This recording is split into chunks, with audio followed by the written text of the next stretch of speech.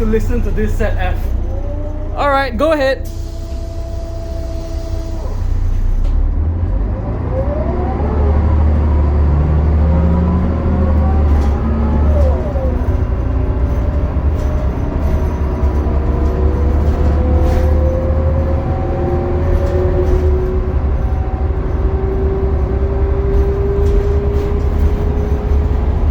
Isn't that some of the best sounds from a bus that you have ever heard?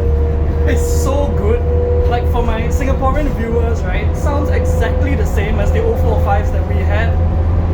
Okay, I'm gonna shut up now so you can enjoy this.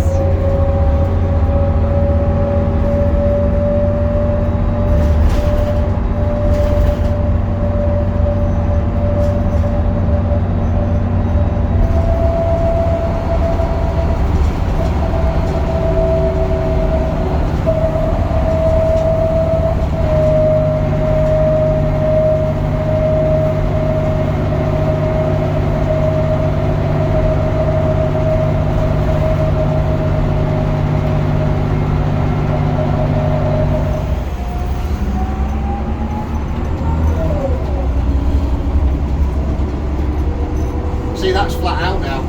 Ooh. So the bus is just doing what it wants to do. Yeah, it doesn't want to be rushed. Yeah, exactly. From being a child, I've had a lifelong transport interest. The family moved towards Morley in around 1991. You know, young kid with an interest in transport, came across this fabulous company called Black Prince. They had a really exotic fleet of vehicles, buses from all over the place, types I'd never seen before. So I got really interested. As time went on, I got to know the people that owned the company, the Crowther family, and became part of the family, so to speak. This bus came into the fleet in 1996. It was new to Black Prince, and I actually rode on this bus every day after school. I spent hours on this particular vehicle. Black Prince closed in 2005 when the family decided to retire. And sort of fast forward to 2013, heard a story that this was in the scrapyard, and we went down to find it. Luckily, it had not been cut up, so we sort of made an offer, and it drove out of the yard and into preservation.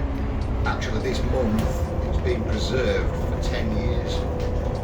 It ran with Black Prince for 9 years. So it's now been preserved longer than it was actually in service with the original operator.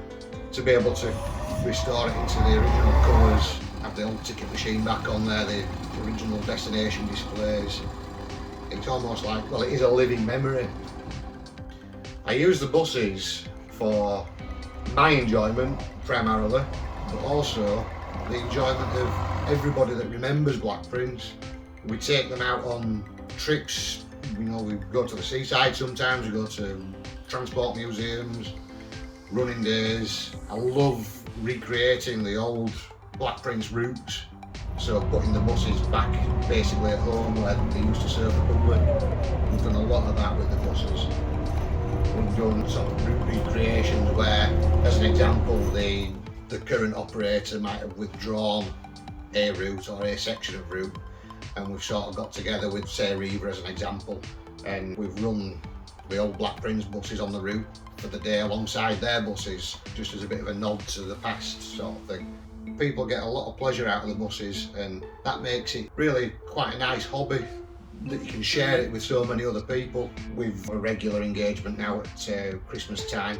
I think the first year we did it, 2015, so the bus had just come back out of the paint shop, back in its red and yellow colours, and I put the publicity out and we ran the old X51 service from Morley to Leeds, extended around the hospitals. So we served St James's and the Leeds General Infirmary.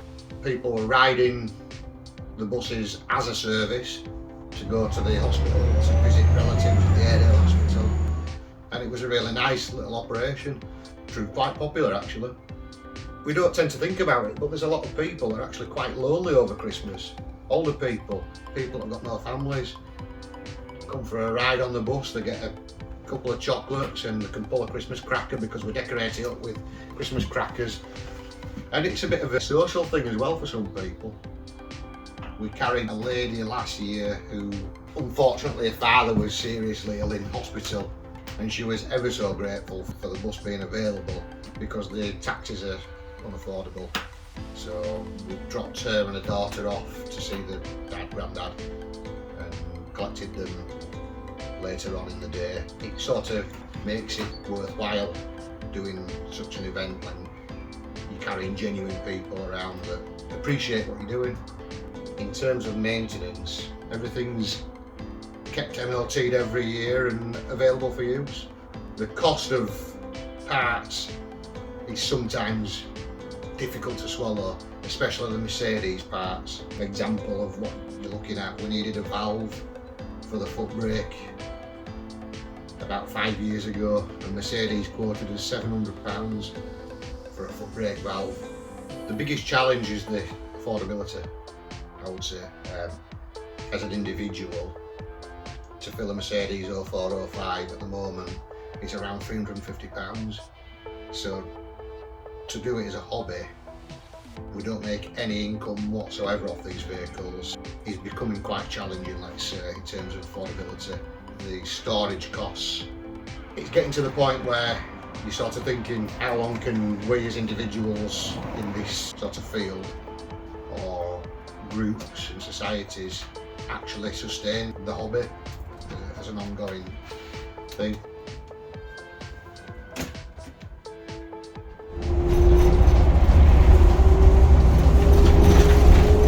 So it goes without saying, right, that this one is your favorite of the three? This is my favorite, yeah.